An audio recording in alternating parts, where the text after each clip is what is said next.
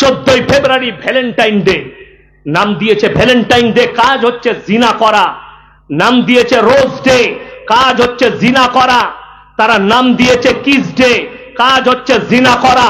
তারা নাম দিয়েছে চকলেট ডে, কাজ হচ্ছে জিনা করা। এগুলো ইহুদি নাসারের একটা চাল, এই মুসলিমরা যেন ঈমান হারা হয়, ঠান্ডা মাথায় এদিকে জিনায় লিপ্ত করে না। আমাদের যুবক যুবতীরা জিনা করছে। যেমন এখন অনেক যুবক, আমাদের অনেক ছেলে আছে, ইয়ং ছেলে, তারা আমাদের মতো মৌলবীকে ভালোবাসে না। কেন? এরা জিনার বিপক্ষে, এরা প্রেমের বিপক্ষে। এরা ভালোবাসে কাকে? বাংলাদেশের এক হারামখোর আছে আবরারুল হক আসিফ, সে প্রেমের প্রমোট করে। সে বলছে তোমার যদি কোনো মেয়েকে পছন্দ হয় তাকে প্রপোজ করে দাও। আমি একটা জলসায় বলেছি, তা বাজারে যদি তোর মাকে দেখে আর আমার ভালো লাগে তো তোর মাকে আমি আই লাভ ইউ বল দেবো? পাগল ছাগলের কথা নয় এটা, এটা ইসলামে জায়েজ নেই। প্রপোজ করাটা ইসলামে হারাম। যুবক শুনে যাও, কোন মহিলাকে যদি তোমার মেয়েকে পছন্দ হয় তার বাড়িতে তুমি শরীয়ত সম্মত প্রস্তাব পাঠাবে বিবাহের। যদি তোমার তকদিরে থাকে হবে, না হলে হবে না। আল্লাহ নবীর বেটি হযরতে ফাতেমাতুজ জাহরা রাদিয়াল্লাহু তাআলা আনহার জন্য প্রথম বিয়ের প্রস্তাব পাঠিয়েছিলেন হযরতে উসমানে গনি রাদিয়াল্লাহু তাআলা। প্রস্তাব ফিরে এসেছে, বিবাহ হয়েছে হযরতে আলীর সঙ্গে। তোমার তকদিরে থাকলে কেউ মিটাতে পারবে না, আর যদি তকদিরে না থাকে কেউ জুটাতে পারবে না। নবীজি বললেন, হে উসমানে গনি, তুমি অনেক সুন্দর বিবি পাবে, ফাতেমা অনেক সুন্দর স্বামী পাবে। হযরতে আলীর সঙ্গে বিবাহ দেয়া হলো, প্রস্তাব ফেরত গেল। মন খারাপ করেনি, বড় কষ্ট লাগে। তুমি প্রেমটাকে হালাল করতে চেয়েছো, সব থেকে বড় অপরাধ। আপনাদের মালদা ডিস্ট্রিক্টের ধারে বউ পাওয়া যায়, শুনেছেন? হ্যাঁ হ্যাঁ, ধারে বউ। আমি ওই মালদায় সুজাপুরের কাছে এক জায়গায় জলসা করছি, এইরকম ছোটখাটো প্যান্ডেল লয়, 20 থেকে 25,000 শ্রোতা, এইরকম 10টা প্যান্ডেল হবে, মেয়ের একদিকে ছেলের একদিকে। এই স্টেজ লয়, এরকম 4টা স্টেজ তৈরি করেছি। আমি মিডিল পয়েন্টে আছি, আমার বয়ান শুরু হবে, দুদিকে দু জায়গায় 2টো করে 4টা মেয়ে বসে আছে, ছেলে, তাদের বিয়ে হবে। মেয়ে নয়, ছেলে বিয়ে হবে। বিয়ে কি? হুজুর বিয়ে মানাচ্ছে, 80,000 টাকা দেল মোহর, 200 টাকা নগদ। আল্লাহ, 200 টাকায় বউ পাওয়া যাচ্ছে মালদায়। তারা যখন সব শেষ হয়ে গেল, আমি দেখলাম খুতবা পড়বো না, আগে এইটাকে ছেড়ে নি, তাহলে বেচারাটা চলে যাবে। আমি বললাম, বাবা আমি সেদিনে ট্রেনে এসেছিলাম, তো আমার রাতের বেলায় আবার পদার্থিকের টিকিট ছিল।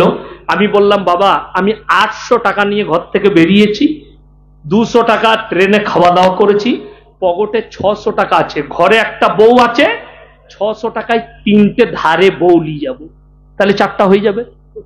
কথা বুঝতে পারেননি? তারা প্রথমে আঁচ করতে পারেনি।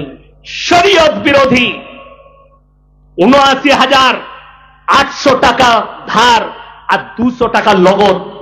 এরা কিভাবে দিনকে বিকৃত করছে। যে মৌলবি নিকাহ পড়াচ্ছে সেও বলতে পারছে না এটা ইসলাম। শরীয়ত বিরোধী। যেহেতু রাসূল আকরাম সাল্লাল্লাহু আলাইহি সাল্লাম যখন বিবাহের প্রস্তাব দিয়েছে, হযরতে আলীর কাছে টাকা ছিল না, রওয়ায়েতে আছে তিনি নিজের যুদ্ধের জামাটা বিক্রি করতে গেছেন মার্কেটে, তারপরে পয়সা এনেছেন, কিনেছেন হযরতে উসমানে গনি, এবং তারপরে ওই জামাটা আবার গিফট করে দিয়েছেন হাদিয়া। তারপরে বিবাহ করেছেন নগদ টাকা দিয়ে। আরে 5,000 টাকা দাও, কিন্তু নগদ দাও, লোক দেখানি পয়সা দিয়ে লাভ নেই। এই জায়গায় পৌঁছেছে। আজকে ছেলে মেয়ের বিয়ে ঠিক হচ্ছে, কোনো প্রয়োজন নাই। ঠিক হয়েছে তো? হ্যাঁ হ্যাঁ ঠিক হয়ে গেছে। এরপর কি করবে? ঠিক হওয়া ছেলে এই যে দেখতে একটা মোবাইল নিয়ে এসেছি, এটা তোমার লেগে গিফট এনেছি, গিফট দিয়ে চলে গেল বাম্মার সামনে। ছেলে গিফট দিয়ে গেল, হারামখোর মোবাইলে সিম ভরিয়ে দিয়েছে। এই রাতের বেলায় চালু করেই দেখছে না সিম ভরাই আছে। কি বুঝলে? হ্যালো, প্রথম ফোন লাগাইছে একদম জানের সদর, কেমন আছো? ভালো। এই যে কথা শুরু করলে, ফজরের সময় শেষ। এরপর যখন ফোনটা রেখে দিবে, ঘরে সবাই উঠে পড়বে, রাখছি। রাখবে? একটা দিবে না, আরে যারা বুঝার তারা বুঝে গেছে। হাসছে নাউজুবিল্লাহ। হারাম। সেই দুটো পরিবার, এই দুটো ছেলে মেয়েকে জিনায় লিপ্ত করে দিল। শরীয়ত বলছে ইসলাম সম্মত হারাম। যতদিন না ইজাব কবুল করানো হচ্ছে শরীয়তে হারাম। বিবাহ হয়ে যাবে, তা না হলে যেদিনে মোবাইল দিয়া দিয়ে হচ্ছে ওইখানে বিবাহ করে দাও, অনুষ্ঠান পরে করবে দরকার পড়লে। বিবাহ হয়ে গেল, কথা বলুক আর একসাথে শোক, শরীয়তে হারাম নয়। আমরা এই ভুলটা করি। আপনারা বলুন, বিয়ের একদিন আগে বিয়ে ভাঙতে পারে না পারে না? বিয়ের দিনে বিয়ে ভাঙতে পারে না পারে না? যাদের মনে হয় যে বিয়ের দিনে বিয়ে ভাঙবে, আমাদের বর্ধমানে গোস্তর বালতি নিয়ে মারামারি বিয়ে ভেঙে যাবে। হ্যাঁ, বাংলাদেশেও তাই। 2 পিস গোস্ত কম দিচ্ছে, চামচটা তুলে চালিয়ে দিচ্ছে। দেখে যা লাঠি নিয়ে মারামারি। বর পালিয়ে গেল, মেয়ে বসে রইল, বিয়ে ভেঙে গেল। এইটার নাম হচ্ছে তকদির। 1 মিনিট আগে বিবাহ ভেঙে বিচ্ছেদ হয়ে যেতে পারে। ওই জন্যে বিবাহ সম্পূর্ণ হবে, তারপরে তুমি ফোনে কথা বলবে। আমার বিয়ে ঠিক হয়েছিল নিজের ফুকুর মেয়ের সাথে। আমি বিয়ের দিন পর্যন্ত তার ফোনে তো খোঁজ নিই, কি করছে না করছে, ফোনই আমি করতাম না। একবারই বিয়ে করতে গেছে। আর যুবক দিকে বলছি, বিয়ের আগে যদি ফোনে কথা বলে সময় দাও, লিপ্ত হইও না। কোন ভণ্ড হুজুরের কথায় প্রেমকে বৈধতা দাও না। প্রেম ইসলামে জায়েজ। মায়ের সাথে, বোনের সাথে, বিটির সাথে, আত্মীয় স্বজনের সাথে, এটা মাথায় রাখবে। কিন্তু তোমরা যেটা বলতে চাইছো, hello come here I love you, ওটা শরীয়তে হারাম, ইসলামী শরীয়তে জায়েজ নেই। যদি বলে আমাদের সমাজে হারাম আওলাদ গুলো কিভাবে প্রমোট পাবে, মারাত্মক দলিল দিয়ে যাচ্ছি। আজকে দেখুন আমাদের সমাজে সবথেকে বড় বিপদের নাম হচ্ছে পরকীয়া। বিবাহিত মহিলারা বেশি জড়িত হচ্ছে পরকীয়ায়। স্বামী ছেড়ে অপরের সঙ্গে সম্পর্কে জড়িয়ে পড়ছে। তার মারাত্মক কারণ হচ্ছে মোবাইল, মোবাইল এবং নগ্নতা। অনেক যুবক পরকীয়ায় জড়াচ্ছে, তার কারণ হচ্ছে মোবাইল। যদি বলেন কেমন করে, এখন সব থেকে বাজার বেশি কাদের? যে মেয়েরা ফেসবুকে যত ভালো ছবি ছাড়বে তার বাজার তত বেশি। কথা বুঝতে পারেননি? শাহরুখ খানের বয়স কত? 60 বছর। কত বললাম? 59 থেকে 60। আচ্ছা, 59 বছর যে লোকটার বয়স, সে তো ইয়ং একদম নাকি না বুড়ো? বুড়ো। 60 বছরের একটা বুড়ো, সে যখন ফিল্ম করছে, তাকে ফিল্মে দেখানো হচ্ছে একটা 24-25 বছর যুবকের মতো। ঠিক বললাম না ভুল বললাম? সেটার কারণ কি? সেটা হচ্ছে মেকআপ। কি বললাম? মেকআপ। তুমি যে নায়িকাটাকে দেখছো, সেই নায়িকার অরিজিনাল চেহারা দেখলে তোমার ঘৃণা লাগবে, বিশ্বাস করো। আমি, আপনারা ইংল্যান্ডের মেয়েদিকে দেখেছেন তো, কত সুন্দরী দেখেছেন? দেখেন, মোবাইলে দেখেছেন। আমি বোম্বে এয়ারপোর্টে দাঁড়িয়েছিলাম, তো বসেছিলাম আমি, তো পাশের সিটে একটা ইংরেজদের মেয়ে বসেছিল। বিশ্বাস করুন, তার স্কিন দেখে আমার গা ঘিন ঘিন করছিল। কিন্তু তাকে যখন মোবাইলে তার ছবি দেখবেন, মনে হবে মারাত্মক। সেটার নাম মেকআপ।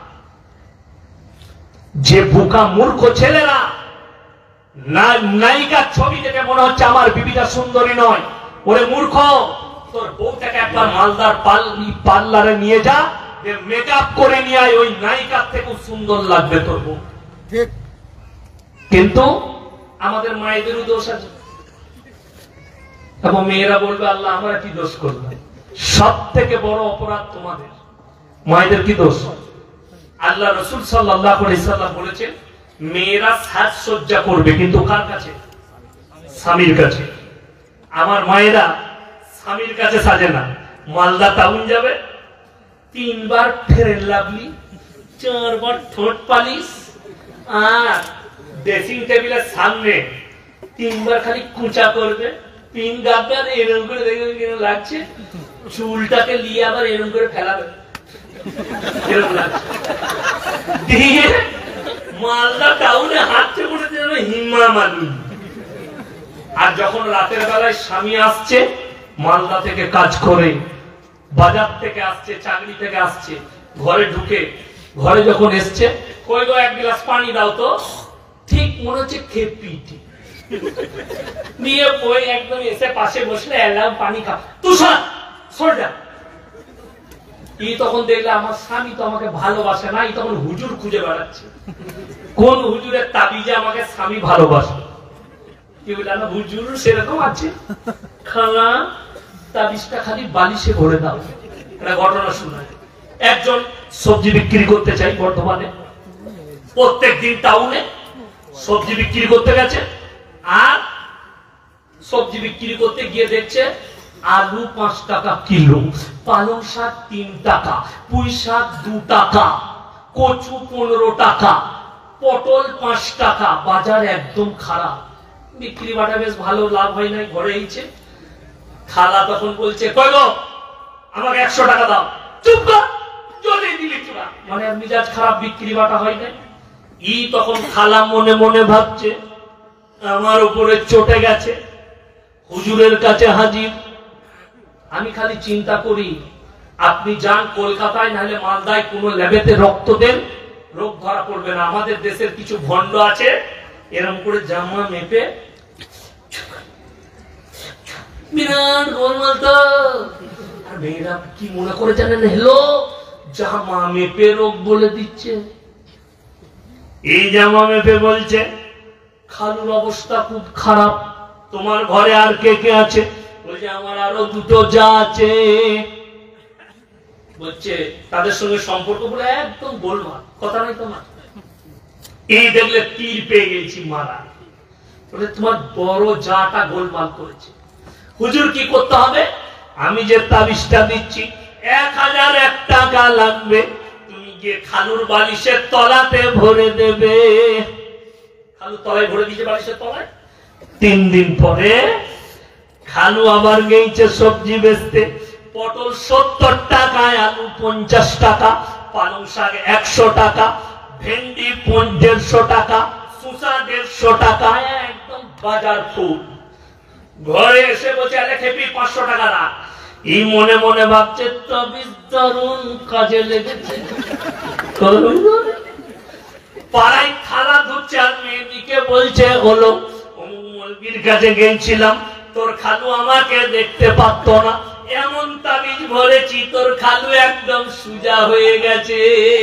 কিন্তু এরা জানে না যে বাজার ভালো বলে আজকে দিচ্ছ, আবার যেদিনে খারাপ হবে সেদিন আবার তুই দিতে পারবি। সমাজে মৌলবীদের বাজার এইভাবে চলছে। আপনাকে আমি ইমানদারির সঙ্গে বলছি, রাতের বেলায় মালদা স্টেশনে নেমে একা হেঁটে আসবেন, আপনার চপ্পলের আওয়াজে মনে হবে পেছনে আর একজন হেঁটে আসছে। ঠিক বললাম না ভুল বললাম? মনে হবে কেউ আসছে। যাদের মন দুর্বল হবে ঘরে এসে বউ ভয় খেয়ে যেতে হবে, পেছনে কে হেঁটে আসছে। তাই নাকি? সকালবেলা চিন্তা নেই তোমার, একটু বহু তাড়াতাড়ি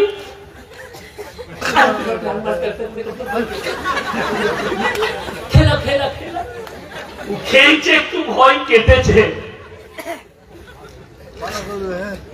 সকালবেলায় উঠে হুজুরের কাছে হাজির। হুজুর এখন বলছে কি বাপ পেছনে হেঁটে আসছিল, বলছে তোমাকে জেনে 6টা মেরেছে। হ্যাঁ, জেনের গায়ে আয়না আছে যে 6টা মারবে?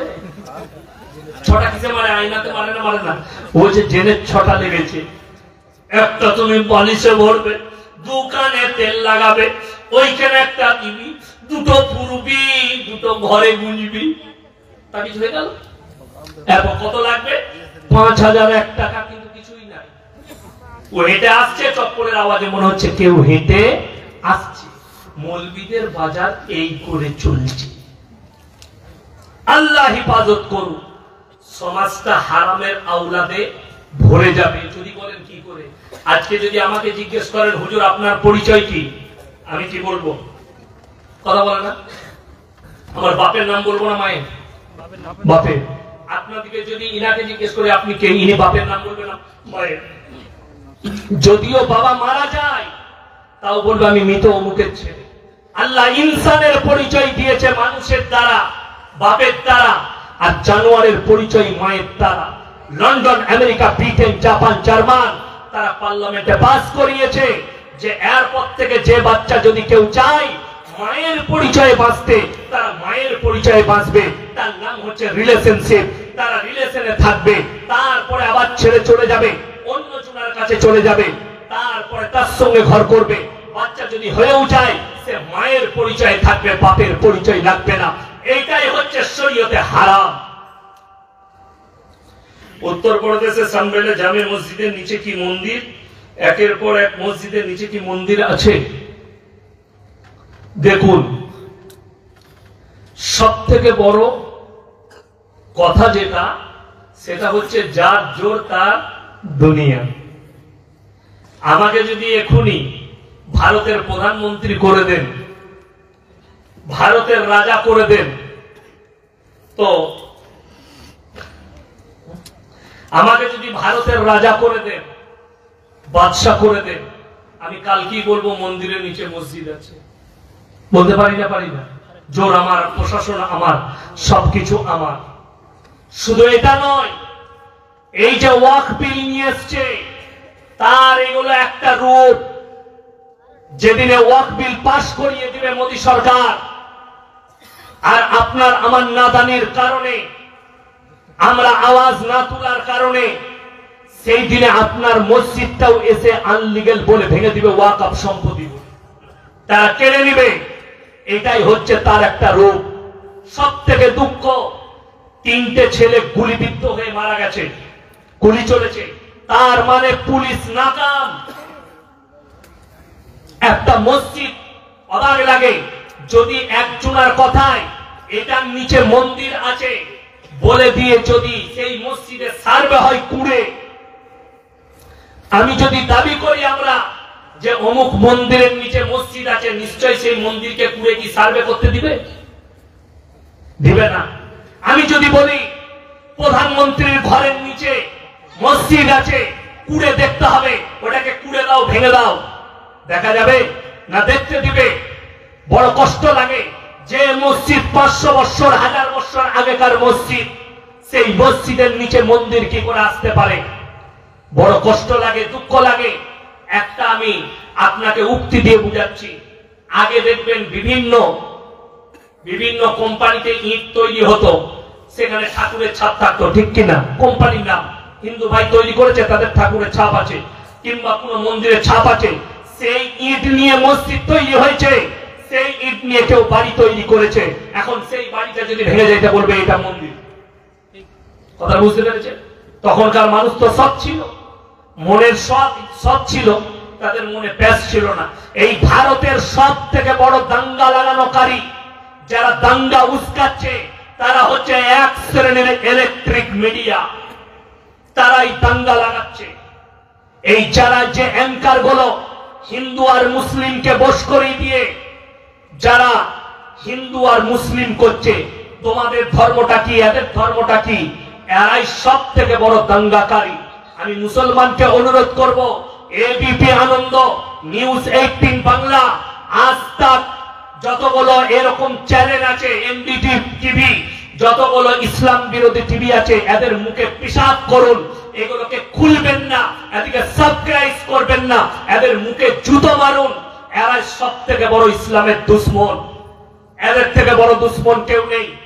আর যারা চাইছে এই মসজিদ গুলো ভেঙে দিয়ে ভারত থেকে ইসলামকে মিটাবো, আল্লাহর কসম করে বলছি, তোমাদের নাজায়েজ বাপ 200 বছর রাজত্ব করেছে, 56,000 আলেমকে ঝুলিয়েছে ফাঁসির মঞ্চে, তারা ইসলামকে মিটাতে পারেনি। তোমাদের স্বপ্নটা স্বপ্নই থাকবে ইনশাআল্লাহ। তোমাদের স্বপ্ন স্বপ্নই থাকবে। ফিরাউন এসেছিল, फिराउन आया था मूसा को मिटाने, खुद मिट गए। नमरूद आया था इब्राहिम को जलाने, खुद खत्म हो गए। और तुम कहां से आ गए इस्लाम को मिटाने वाले। বড় কষ্ট লাগে দেখেছেন, ভারতের কুত্তা মিডিয়া গুলো চুপ হয়ে গেছে। आप भोको जितना भोकना है, इजराइल ने खुद से युद्ध विराम कर दिया कि मैं यमन के साथ अब युद्ध नहीं करूंगा, युद्ध ईरान के साथ युद्ध नहीं करूंगा, ये विराम कर रहा हूं डर से, क्योंकि उसको पता है उसका बाप ईरान खड़ा हो चुका है, सऊदी अरब भी रेडी हो चुका है, एर्दोगान भी रेडी हो चुका है। अब मेरा खैर नहीं, मेरा बाप अमेरिका भी मेरे को नहीं बचा सकता, क्योंकि पीछे और एक सुपर पावर खड़ा है जिसका नाम है रशिया। उसको पता चल चुका है कि एक बाप पीछे खड़ा हो चुका है, अब मेरा कोई खैर नहीं। तो जब बाप खड़ा हो गया तो बेटा अपने आप बिल में घुस गया, खत्म कर दिया। इंशाअल्लाह আল্লাহ রাসূলের হাদিস জেনে রেখে দিবেন, কিয়ামতের পূর্বে ইসলামের ঝান্ডা উড়বে আল আকসায়। আমার আগের বক্তা বলছিলেন ইমাম মেহেদীর কথা, ইমাম মেহেদী আত্মপ্রকাশ পাবে, তার সঙ্গে একটা যুদ্ধ হবে, কার কানা দাজ্জালের।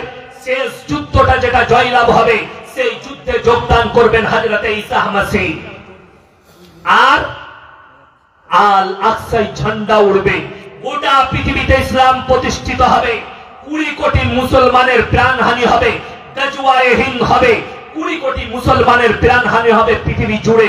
জেনে রেখে দিবেন আখিরিতে রাসূলের হাদিস, খোরাসান থেকে একটা দল বের হবে, এমন একটা যোদ্ধা, তারাই হবে ইমাম মেহেদীর সৈন্য, এবং তাদের কাছে এত আধুনিক অস্ত্র থাকবে পৃথিবীর আর কোন শক্তি তাদের সামনে দাঁড়াবে না। তারাই ঝান্ডাটা গেড়ে দিবে আর পৃথিবীতে ইসলাম প্রতিষ্ঠিত হবে। যেদিনে পৃথিবীতে ইসলাম প্রতিষ্ঠিত হবে, শুনেলেন কিয়ামতের পূর্বে মুসান্নাফ ইবনে আবু শাইবার হাদিস, আল্লাহ রাসূল বললেন মসজিদগুলো মুসল্লিতে ভরে যাবে, কিন্তু তারা হবে সুদখোর মুসল্লি। বড় বড় বিল্ডিং বালাখানা তৈরি করবে,